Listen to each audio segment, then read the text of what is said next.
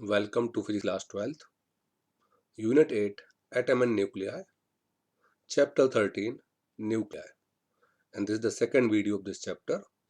In this video, we will discuss about radioactivity, decay law, decay rate, and decay constant, half-life time, alpha decay, beta decay, and gamma decay, nuclear fission, nuclear reactor, and nuclear fusion.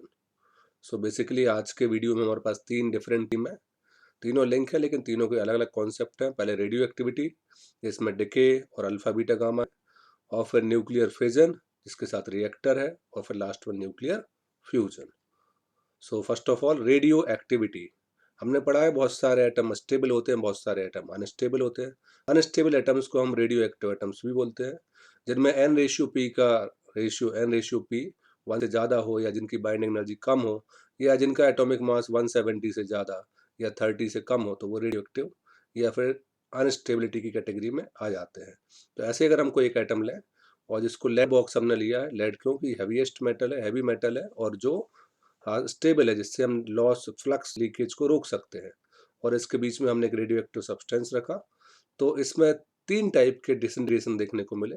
मतलब ये atom अपना अपना धीरे धीरे मास खोता रहेगा, इसके साथ कुछ मैसिव और कुछ नॉन मैसिव रेडिएशंस निकलते रहेंगे, और एक continuous disintegration of the particle, it is called radioactivity.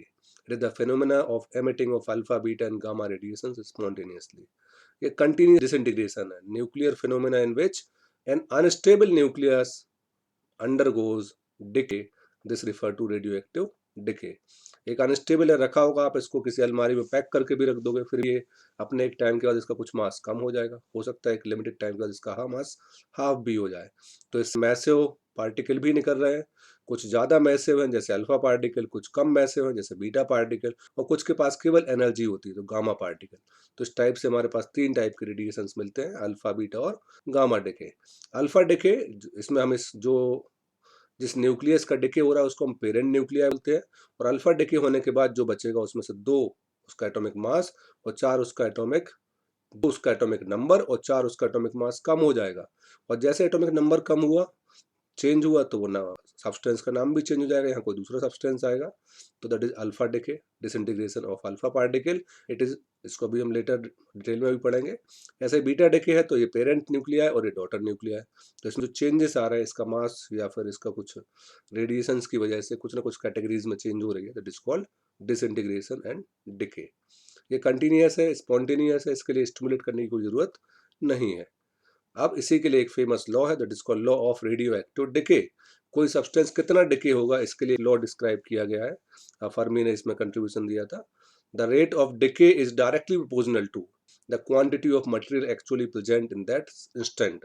अगर 100 ग्राम है तो उस हिसाब से डिके होगा, अगर 1 किलोग्राम है तो और ज़्यादा डिके होगा, अगर 1 क्विंटल है तो और ज़्यादा डिके होगा। तो जो डिके रेट है वो amount of quantity of material पर डिपेंड करती है। और इसको अगर हम थोड़ा सा और क्लैरिफाई करना चाहें तो नंबर ऑफ न्यूक्लियॉन्स पे डिपेंड करती है। जितने ज़्यादा नंबर ऑफ न्यूक्लियॉन्स होंगे, जितने ज़्यादा नंबर ऑफ एटम्स होंगे, जितने ज़्यादा नंबर ऑफ न्यूक्लियस होंगे, जितने ज़्यादा न्यूक्लियस होंगे उतने ज़्यादा डिके होगा, जितने कम न्यूक्लियस होंगे उतना कम डिके होगा। तो decay rate depends on the dn upon dt। Minus क्यों लगाया? क्योंकि यह लॉस है, रेट कम होती जा रही है, तो डिके रेट जो है लॉस में है तो माइनस लगाए, proportional to n, where n is the number of nucleons. अब यहाँ जैसे हम यहाँ इक्वल टू हटाएंगे तो माइनस के साथ लैम्डा साइन आ जाएगा। लैम्डा यहाँ डिके कांस्टेंट या डिसइंटीग्रेशन कांस्टेंट भी कहते हैं। तो जो डिके है वो डिपेंड करता है नंबर में कितने प्रेजेंट है, कितनी क्वांटिटी है। ज़्यादा होंगे तो ज़्यादा डिके होगा। यूरेनियम का 1 मॉलिक्यूल है तो कम डिके होगा, 100 मॉलिक्यूल होंगे और डिके होगा, 1000 मॉलिक्यूल्स हैं तो और ज़्यादा डिके होगा। तो टाइम उतना ही है, लेकिन डिके सब्सटेंस में, सैंपल में कितने न्यूक्लिया प्रेजेंट है उस पर डिपेंड करेगा। नाउ अगर n नंबर ऑफ न्यूक्लिया है तो rate of decay dn upon dt proportional to n minus के साथ, और इक्वल टू में यहाँ पे लैम्डा आ गया, where lambda is decay constant, same चीज लिखी हुई है। और अगर हम इसको रीअरेंज कर दें, थोड़ा सा dn अपॉन अब n लेके आ जाए तो माइनस लैम्डा dt हो जाएगा। अब अगर हम इसको इंटीग्रेट कर दें तो dn अपॉन n क्या होगा, 1 अपॉन एक्स क्या होता है, लॉग एक्स, तो dn upon n log n base e के साथ, लैम्डा बाहर आके dt का क्या हो जाएगा t प्लस, क्योंकि दोनों साइड इंटीग्रेशन हो रहा है तो एक इंटीग्रेशन कांस्टेंट भी आएगा, प्लस c। अब c की वैल्यू अगर हम निकालना है तो हम t की वैल्यू कितनी रख देंगे, 0। तो c इक्वल टू कितना आ जाएगा, लॉग e n नॉट। जब टाइम 0 था तो जो उसके main number of particles nucleons थे उसको n नॉट मान लिया, तो c equal to n naught log n naught आ गया। अब हम इस c की वैल्यू रख दें तो log n minus log n not equal to minus lambda t. ये c इस साइड आए तो माइनस के साथ आएगा, तो log e n minus c, तो log e n minus log e n not equal to minus lambda t. अब लॉग का फॉर्मूला है log m upon n, log m minus log m upon n होता है, तो log e n upon n not equal to minus lambda t. और अगर log replace होता है तो दूसरी साइड क्या आ जाता है, exponential. So n upon n not equal to e raise to power minus lambda t, या फिर n equal to n not e raise to power minus lambda t, वे लैम्डा क्या है, डिके कांस्टेंट। n नॉट क्या है, initial number of nuclei. n क्या है, nuclei on that time, जिस टाइम पे हम देख रहे हैं तब कितने न्यूक्लियाई बचे। तो टाइम ज्यादा होगा तो ज्यादा लॉस होगा, टाइम कम होगा तो कम लॉस होगा। तो इस हिसाब से चेक किया गया। तो इनिशियली डेफिनेटली मास ज्यादा होता है तो डिके ज्यादा होगा। At the time of time बढ़ता जाएगा तो सब्सटेंस कम होता जाएगा, तो लॉस भी कम होता जाएगा। तो अगर कोई 100 ग्राम का सब्सटेंस है तो 50 ग्राम, फिर 50 के बाद 25, 25 के बाद 12.5। ऐसा नहीं होगा कि 100 का 50, 50 का 0 हो जाए। जैसे 100 से 50 हो तो उसकी डिके रेट भी हाफ हो जाएगी, 50 25 होगा तो डिके रेट 1/4 हो जाएगी। तो धीरे धीरे उसका जो टाइम पीरियड है वो बढ़ता जाएगा और डिके लॉस कम होता जाएगा। मतलब ये एक्सपोनेंशियल है, ये कभी 0 को टच नहीं करेगा। डिफरेंट टाइम पे नंबर ऑफ न्यूक्लियाई डिफरेंट होंगे। नाउ डिके रेट जो हमें वैल्यू मिली, एक और डेफिनेशन छोटी सी, the number of nuclear disintegrate per time, per unit time is called decay rate. एक सेकंड में कितने न्यूक्लियर डिसइंटीग्रेट हो रहा है, कितने न्यूक्लियर टूट रहा है, उसी को डिके रेट बोलेंगे। तो r equal to minus d n upon d t. अब माइनस एन की वैल्यू रख दी हमने यहाँ, जो हमने इसके पहले निकाली थी, N not e raise to power minus lambda t. N naught तो कांस्टेंट है, इनिशियल नंबर ऑफ न्यूक्लियर है, बाहर आ जाएगा।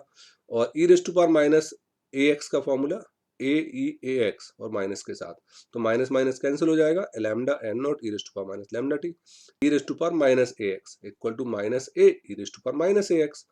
तो lambda N not e raise to power minus lambda t, lambda भी कांस्टेंट है, एन नॉट भी कांस्टेंट है, तो हम इसको यहाँ आर नॉट लिख सकते हैं। तो एक नया फॉर्मूला उसी की जैसे कॉपी टू कॉपी हो गया। वहाँ n equal to N not e raise to power minus lambda t, वो नंबर ऑफ न्यूक्लियॉन्स थे। आर यहाँ रेट है, r equal to r not e raise to power minus lambda t. अगर nuclei कम होंगे तो रेट भी कम होगी, न्यूक्लियाई ज्यादा होंगे तो रेट भी ज्यादा होगी। Same to same. Now decay constant जो लैम्डा बार बार मिल रहा है, लैम्डा है क्या, तो हमारे पास जो फॉर्मूला था d n upon n equal to minus lambda t. अगर हम डी टी टाइम बहुत कम या 1 सेकंड ले लें तो d n upon n equal to क्या हो जाएगा, माइनस लैम्डा। और लैम्डा में भी defined as the relative number of atoms decaying per second. 1 second में कितने नंबर डिके हो रहे हैं, डी एन कितना चेंज हो रहा है 1 सेकंड में, और कितने respective total number relative number of decay है कि 1 सेकंड में कितना डिके हो रहा है relatively, that is called decay constant. 1 second में कितना डिके हो रहा है। So N equal to N not e raise to power minus lambda t, और इसका एक formula t equal to 1 upon lambda भी आता है। तो अगर हम 1 अपॉन लैम्डा टाइम ले लें तो 1 अपॉन लैम्डा लेने पे e raise to power minus 1 0, और e raise to power minus 1 upon में आ जाएगा, तो N equal to N naught upon e, या N upon N naught equal to 1 upon e. So एक और फॉर्मूला मिल गया हमें। लैम्डा में भी defined as the reciprocal of time, reciprocal of time, lambda equal to 1 upon t, reciprocal of time when N upon N not किसके equal to हो जाता है 1 अपॉन ई के। लैम्डा रेसिप्रोकल ऑफ टाइम है, टाइम का reciprocal है उस time के जब एन अपॉन एन नॉट का रेशियो किसके इक्वल टू हो जाए 1 अपॉन ई के।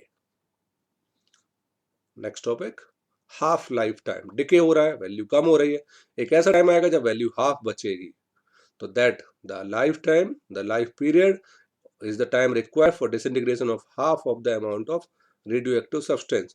पहले से उनके नंबर ऑफ न्यूक्लियाई अगर पहले 100 थे तो 15 बचे, पहले 1 मोल था तो हाफ मोल, नंबर्स पे डिपेंड कर रहा है ये। तो पहले से हाफ बचेंगे, that time is called half life time. ये हर एक रेडियो एक्टिव का हाफ लाइफ टाइम फिक्स होता है।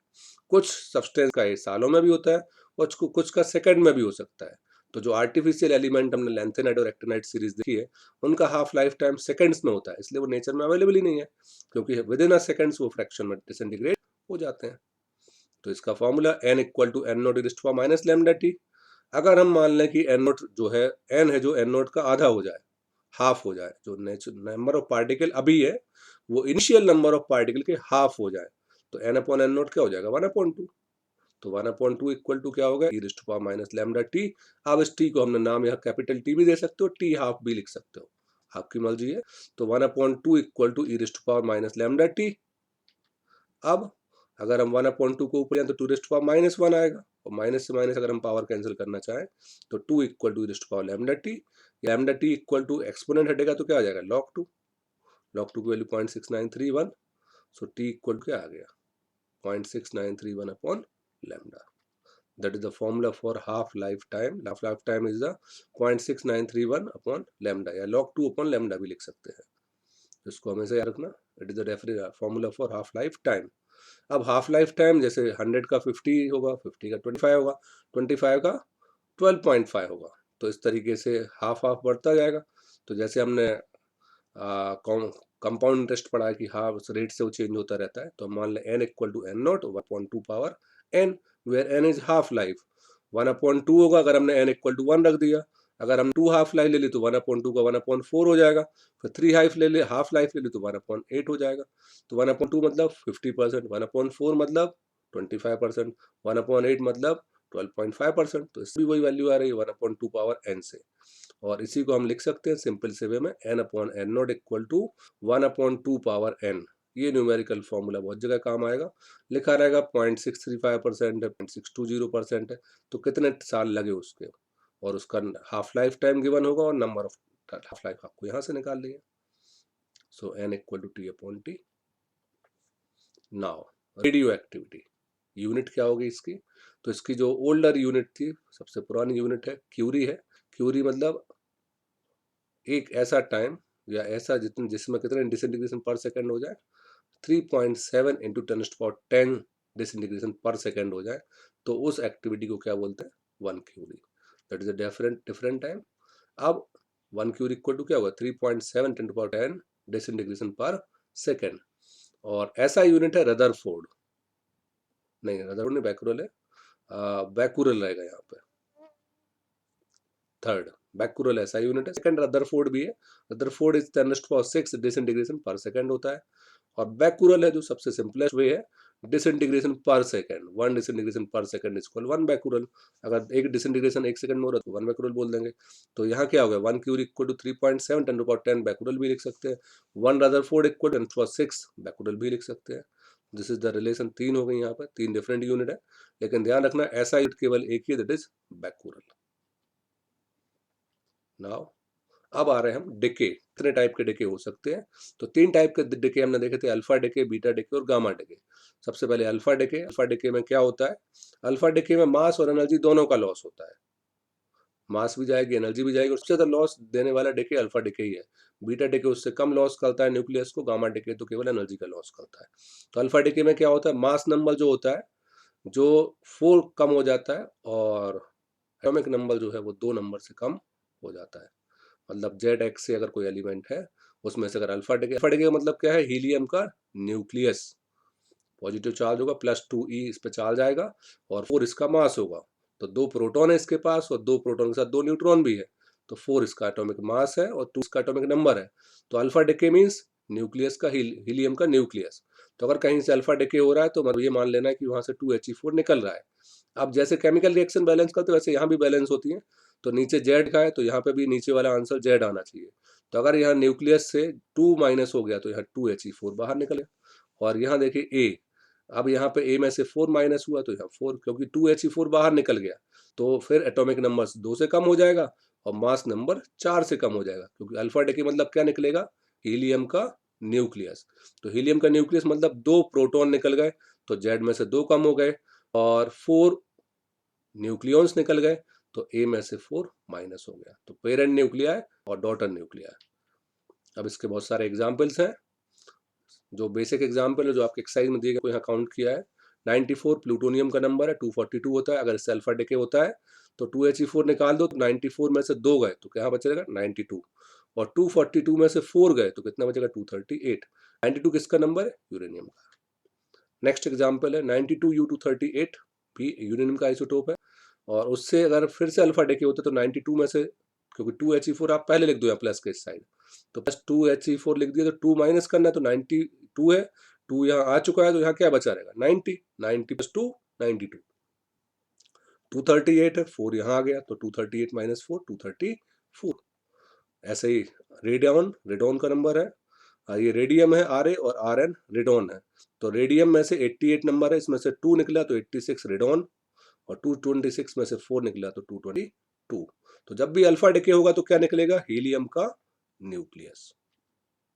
नाउ बीटा डिके, हाँ बीटा डिके दो टाइप के होते हैं, बीटा माइनस डिके और एक बीटा प्लस डिके। बेसिकली अगर कहीं आपको ना दिया रहे तो बीटा डिके को आपको बीटा माइनस ही मानना है, अगर स्पेसिफिक दिया रहेगा बीटा प्लस तो ही बीटा प्लस मानना है। बीटा डिके में क्या होता है, बीटा माइनस डिके में इलेक्ट्रॉन का एमिशन होता है, लेकिन इलेक्ट्रॉन अकेला नहीं निकल सकता है, तो एंटी न्यूट्रिनो भी इसके साथ निकलता है और कुछ एनर्जी भी निकलती है। अब इसमें दो क्वेश्चन बनते हैं कि न्यूक्लियस के अंदर इलेक्ट्रॉन होता ही नहीं है, फिर इलेक्ट्रॉन कैसे एमिट हो गया, हाउ न्यूक्लियस एमिट इलेक्ट्रॉन, पहला क्वेश्चन तो यही बन गया। या फिर ऐसा भी हो सकता है कि ऐसी कोई रिएक्शन हुई हो न्यूक्लियस के अंदर कि न्यूक्लियन बाय डिफॉल्ट बन गया हो, इलेक्ट्रॉन बाय डिफॉल्ट बन गया हो। अब इलेक्ट्रॉन तो पार्टिकल है नहीं न्यूक्लियस को, तो उसको तो बाहर जाना ही पड़ेगा।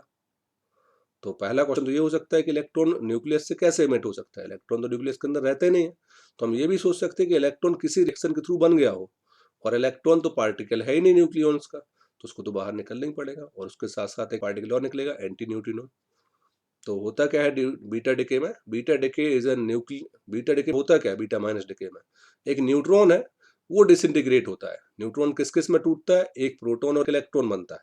इसलिए जब प्रोटॉन बन गया, न्यूट्रॉन एटॉमिक नंबर में कोई हेल्प नहीं करता, लेकिन प्रोटॉन बन गया तो उसका एटॉमिक नंबर एक बढ़ जाता है, मास नंबर सेम रहेगा, क्योंकि न्यूट्रॉन प्रोटॉन तो सेम ही वैल्यू रखते हैं मास नंबर में, और इलेक्ट्रॉन तो पार्ट हो नहीं सकता है न्यूक्लियस का, इसलिए वो बाहर निकल जाता है। तो क्या हुआ, एक न्यूट्रॉन था, 0 इसका नंबर था, इससे क्या बना, एक 1 प्रोटॉन 1p1। अब देखो यहाँ 0 है, यहाँ 1 आ गया, तो यहाँ -1 भी चाहिए, बैलेंस तो करना है, तो 1 है तो यहाँ -1 आया, यहाँ ऊपर 1 है यहाँ 1 है, तो ये तो बैलेंस है मास नंबर, तो फिर यहाँ 0 आ गया, तो -1e0 एक इलेक्ट्रॉन निकला। और एंटी न्यूट्रिनो, न्यूट्रिनो का न्यू सिंबल है, और अगर उसके ऊपर लाइन खींची तो एंटी न्यूट्रिनो ये भी निकलेगा। अब इसके कुछ एग्जाम्पल्स, 15p32, इसमें से अगर एक अल्फा बीटा माइनस डिके हो रहा है, बीटा माइनस डिके मतलब आपको ये दोनों चीजें तो पहले लिख देनी है। कौन कौन सी, आपको ये दोनों तो पहले लिख देना है, -1e0 और न्यू आर, ये दोनों पहले लिख दिए। अब इसमें से 16 में से -1 गया तो क्या बचा रहेगा, 16 -1, तो यहाँ पे 15 है, तो यहाँ पे भी 15 आना चाहिए, लेकिन यहाँ -1 आ चुका है, तो यहाँ अगर 14 रखे तो 14 -1 13 हो जाता, तो यहाँ 16 रखना पड़ेगा, तो 16 -1 कितना रहेगा 15। 32 है, यहाँ 0 है तो कोई दिक्कत है ही नहीं, तो 15 में से अगर बीटा डिके हुआ तो यहाँ मास नंबर बढ़ गया, मतलब कितना आ गया,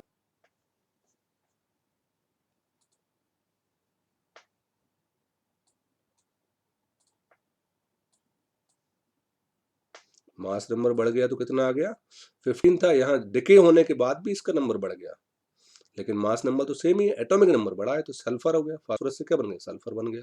मास नंबर वही है, लेकिन एक न्यूट्रॉन, न्यूट्रॉन किस में कन्वर्ट हो गया, प्रोटॉन, तो मास नंबर में कोई असर नहीं आया, न्यूट्रॉन कम हुआ प्रोटॉन आ गया, लेकिन प्रोटॉन आ गया तो फिर यहाँ एक इसका प्रोटॉन का नंबर मास एटॉमिक नंबर बढ़ गया।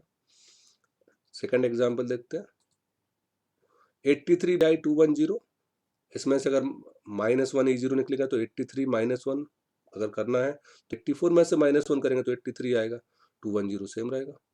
79 चाहिए, -1e0 हो गया तो 79 किससे आएगा, 80 में से 1 करने पे आएगा, तो 80 किसका, Hg का है। तो मतलब बीटा माइनस डिके में क्या निकलेगा, -1e0 और न्यू बार, बाकी आपको बैलेंस कर देना है। नेक्स्ट बीटा प्लस डिके, अब बीटा प्लस डिके में क्या होगा, यहाँ इलेक्ट्रॉन नहीं निकलेगा, पॉजिट्रॉन निकलेगा, it is anti particle of electron positron, और साथ में एंटी न्यूट्रिनो को अपोजिट न्यूट्रॉन निकलेगा और एनर्जी निकलेगी। तो अब बीटा प्लस डिके में क्या होता है, उसमें न्यूट्रॉन डिसइंटीग्रेट हुआ था, इसमें प्रोटॉन डिसइंटीग्रेट होगा, और उसमें न्यूट्रॉन हुआ था प्रोटॉन प्लस इलेक्ट्रॉन में, अब यहाँ पे क्या होगा, प्रोटॉन डिसइंटीग्रेट होगा न्यूट्रॉन प्लस पॉजिट्रॉन में, और क्योंकि यहाँ पे प्रोटॉन कम हो गया इसलिए एक मास नंबर कम हो जाएगा, एटॉमिक नंबर एक कम हो जाएगा, मास नंबर उतना ही रहेगा, और पॉजिट्रॉन फिर से एटम के अंदर न्यूक्लियस के अंदर नहीं रह सकता तो बाहर निकल के आ जाएगा। तो क्या हुआ, एक प्रोटॉन था 1p1, उसमें से क्या हुआ, एक न्यूट्रॉन बना 0n1, न्यूट्रॉन से तो कोई मास नंबर में चेंज आता नहीं है, 0 रहता है, न्यूट्रॉन का मास नंबर 0 है। अब ये +1, क्योंकि ये 1 यहाँ तो चाहिए, +1e0, +1e0 आ गए, this is the symbol of positron. कहीं कहीं ई प्लस सिंगल भी लिखा मिल सकता है, अगर ई प्लस सिंगल भी लिखा मिलता है तो उसको भी आप पॉजिट्रॉन ही मानोगे। नाउ इस कुछ एग्जाम्पल, 11Na22, तो इसमें पहले हम +1e0 न्यू लिख दिया, अब उसके बाद क्या हुआ +1 और यहाँ 11, तो 11 +1 किस में आएगा 10 + 1 में, 10 + 1 क्या होगा 11, तो 10 हुआ मतलब क्या बन गया नियोन बन गया। ऐसे 6C11 में अगर +1 किया तो 5 बन जाएगा, 5 बोरॉन, 5 + 1 कितना हुआ 6 हो गया। ऐसे यहाँ पर TC मतलब TC 4397, इससे क्या बन गया मोलिब्डेनम बन गया, तो 43 किस में आएगा 42 + 1 में। Now gamma decay, alpha decay बहुत हैवी लॉस कर रहा था, 4 मास नंबर कम कर दिए थे और 2 प्रोटॉन कम कर दिए थे।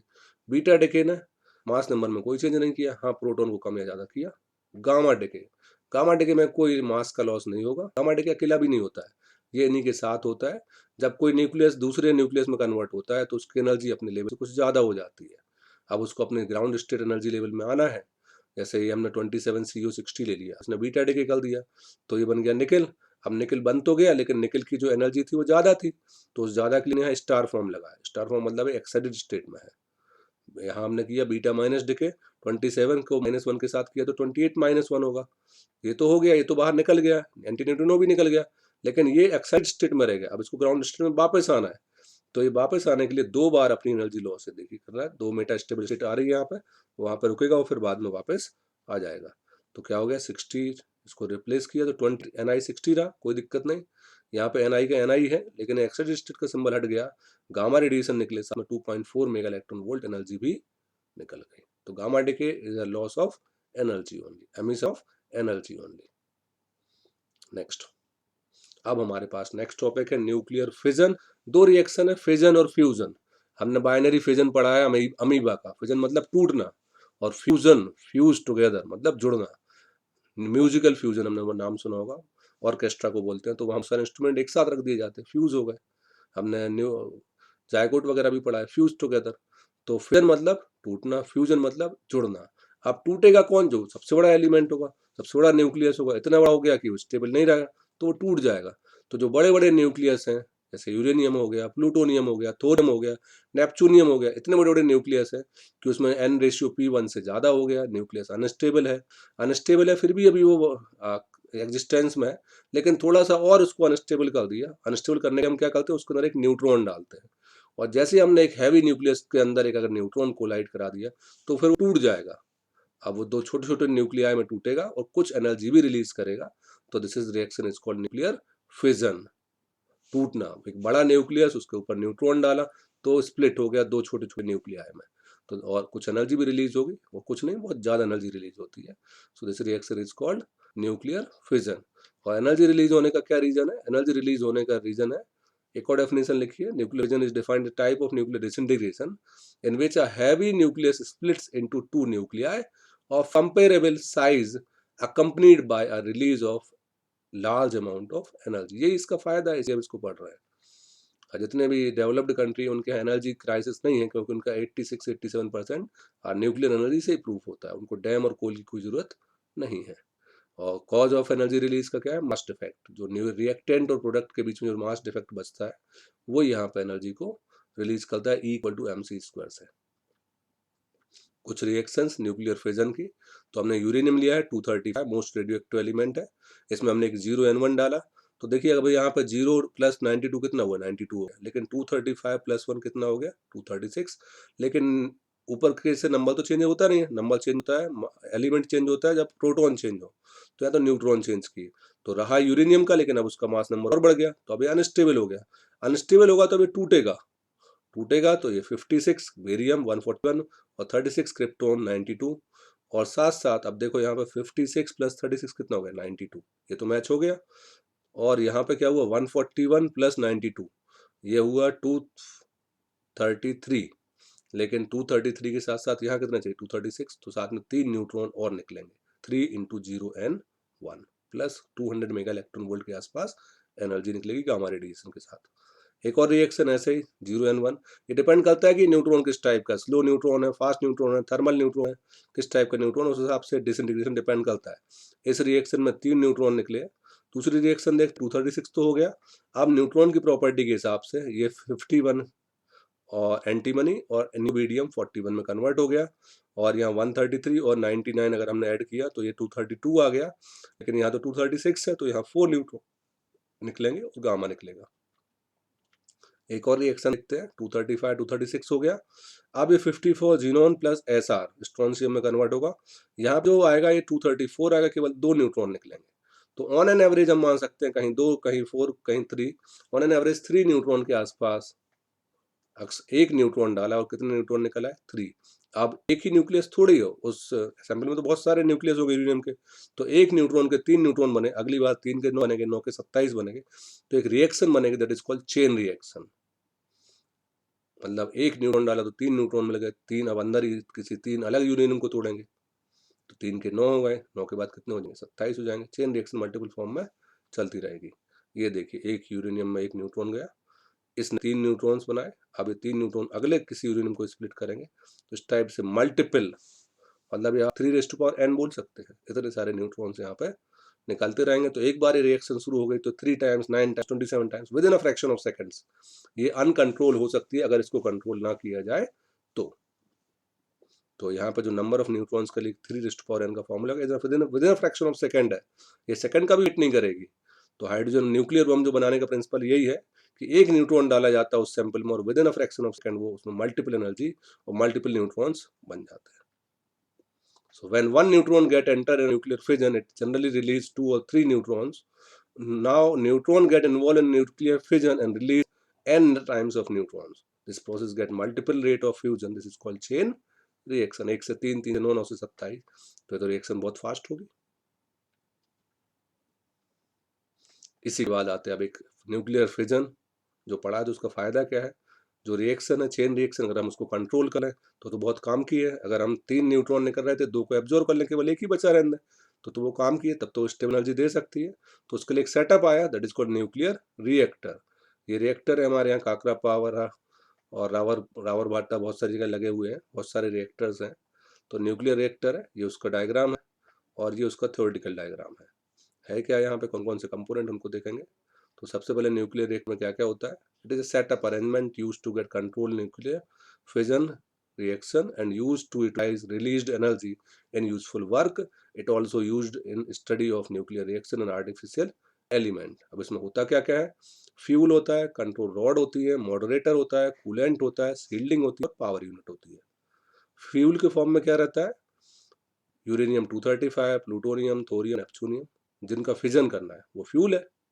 जैसे गाड़ी में पेट्रोल है वैसे यहाँ पे फ्यूल है, यूरेनियम है, प्लूटोनियम है, थोरियम है, नेपच्यूनियम है, ये न्यूक्लियर फ्यूल है, ये फ्यूजन में फिजन में इन्वॉल्व होते हैं। Control rod number of neutron को कंट्रोल करती है, 1 से 3, 3 से 9, 9 से 27 ना हो जाए तो ये तुरंत न्यूट्रॉन को एब्जॉर्ब करती है और सिस्टम में एक लिमिट फिक्स करती है कि इससे ज्यादा न्यूट्रॉन नहीं होंगे। और इसमें कौन से मेटल यूज करते हैं? बोरॉन और कैडमियम। मॉडरेटर ये स्पीड ऑफ न्यूट्रॉन फिक्स करता है, कितनी स्पीड होनी चाहिए। ऐसा ना हो कि जहां हम सोच रहे 2 न्यूट्रॉन बनने हैं वहां 3 बन जाए, जहां हम सोच रहे कैडमियम बनना है वहां स्ट्रोंशियम बन जाए। तो स्पीड ऑफ न्यूट्रॉन को फिक्स करते हैं, उसके लिए वाटर, हैवी वाटर, ग्रेफाइट का यूज किया जाता है। कूलेंट क्या है? इतनी सारी हीट निकलती है तो टेम्परेचर कंट्रोल करना है, तो कूलेंट के लिए हम यहाँ पे वाटर और हैवी वाटर को यूज करते हैं। ये उस हीट एनर्जी को कंट्रोल एब्जॉर्ब करके स्टीम में बना देता है। स्टीम से हम चाहें तो बॉयलर, बॉयलर से चाहें तो हम इंजन बना सकते हैं, लेकिन वहाँ हीट को कंट्रोल करने का ये काम करता है। शील्डिंग, इतनी सारी रिएक्शन है, इसको कंट्रोल करना है, रेडिएशन लीकेज हैजर्ड बिल्कुल ना हो, तो इसके लिए लेड शीट, बहुत मोटी लेड की शीट और आरसीसी, बहुत बड़ा कॉन्क्रीट स्ट्रक्चर क्रिएट किया जाता है। ये रिएक्टर बनाना एक स्टेट के बस का काम नहीं, ये कंट्री वाइड प्रोजेक्ट है, बहुत बड़ा एरिया, बहुत सारी चीजें इसमें लिमिटेशंस रखनी पड़ती है, बहुत सारे इसमें प्रिकॉशंस रखनी पड़ती है कि एक भी रेडिएशन लीकेज ना हो। पावर यूनिट जो हीट है उसको हम टरबाइन को चलाने में यूज कर सकते हैं और इलेक्ट्रिसिटी प्रोड्यूस हो सकती है। तो यही पहले डायग्राम था। यहाँ पे ये यूरेनियम की रॉड्स है, ये यहाँ ऊपर बोरॉन की रॉड्स, इनको डाल के हम नंबर ऑफ न्यूट्रॉन फिक्स करते हैं। ये बीच में कूलेंट रन कर रहा है, इस कूलेंट से इस टेम्परेचर सराउंड का टेम्परेचर फिक्स होता है। ये कूलेंट आगे चल के यहाँ टरबाइन को घुमा रहा है और इस टरबाइन से इलेक्ट्रिसिटी प्रोड्यूस हो सकती है। That is nuclear reactor. Now इसमें जो मेन वर्ड याद रखना है कि नंबर ऑफ न्यूट्रॉन एक कंसर्न है, अगर वो कम और ज़्यादा होगा तो बहुत बड़ा क्राइसिस हो सकता है। ऐसा क्राइसिस पास्ट में हो चुका है, चेरनोबिल रिएक्टर 1984 के आसपास पूरा एक्सप्लोजन हो गया था। तो दैट इज मल्टीप्लिकेशन फैक्टर, जितने न्यूट्रॉन इन्वॉल्व हो रहे हैं उतने ही बाहर निकलने चाहिए, तब तो हम कंट्रोल कर पाएंगे। अगर एक भी ज़्यादा निकल गया तो फिर उसको कंट्रोल करना और ट्रेस करना भी पॉसिबल नहीं होगा। तो that is the ratio of generation of neutron to the number of neutron involve, कितने जनरेट हो रहे हैं, कितने इन्वॉल्व हो रहा है, that is called multiplication factor. तो अगर K1 है मतलब जितने जनरेट हो रहे उतने इन्वॉल्व हुए, जितने इन्वॉल्व हुए उतने जनरेट हुए, तो नंबर ऑफ न्यूट्रॉन हमेशा एक जैसे ही रहेंगे। तो मतलब जो जितने न्यूट्रॉन डाले उतने मिलेंगे हमेशा। दैट इज कॉल्ड बहुत क्रिटिकल स्टेट है, और इस स्टेट में पावर हमेशा एक फिक्स वैल्यू में मिलेगी। अगर धोखे से भी K की वैल्यू 1 से ज़्यादा हो गई तो जनरेटेड इलेक्ट्रॉन ज़्यादा हो जाएंगे इन्वॉल्व इलेक्ट्रॉन से, तो फिर रिएक्शन में जो रेट एक्सपोनेंशियल इंक्रीज होगी, और एक्सपोनेंशियल इंक्रीज होने का मतलब वो हमारे कंट्रोल से बाहर जा सकती है, वो सुपर क्रिटिकल हो सकती है, और इवन एक्सप्लोड भी हो सकता है, एक्सप्लोजन भी हो सकता है। तो जो अनकंट्रोलेबल रिएक्शन है ये कंस्ट्रक्टिव यूज के लिए यूज नहीं होती है, ये यूज होती है डिस्ट्रक्टिव पर्पज के लिए, न्यूक्लियर बॉम्ब वगैरह के लिए।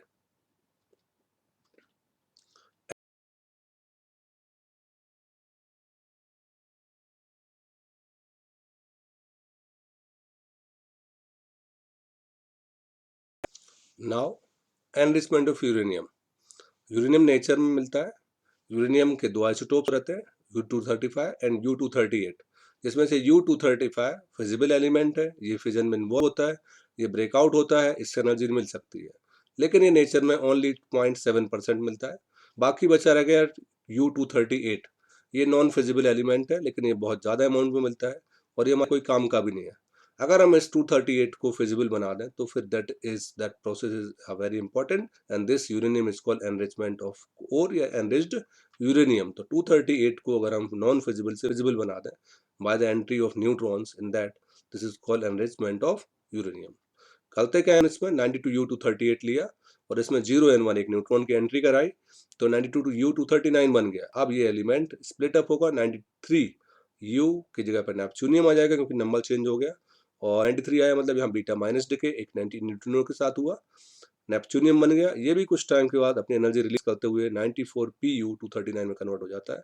दैट मतलब हमने 238U से हमने बना दिया प्लूटोनियम, और प्लूटोनियम तो यूरेनियम से भी अच्छा फ्यूल है। सो हमने जो नॉन फिजिबल था एलिमेंट U238, तो उसको हमने फिजिबल एलिमेंट प्लूटोनियम में कन्वर्ट कर दिया। This process called enrichment of uranium, और ये भी न्यूक्लियर रिएक्टर के अंदर ही होती है। नाउ लास्ट टॉपिक आज का जो है दैट इज न्यूक्लियर फ्यूजन।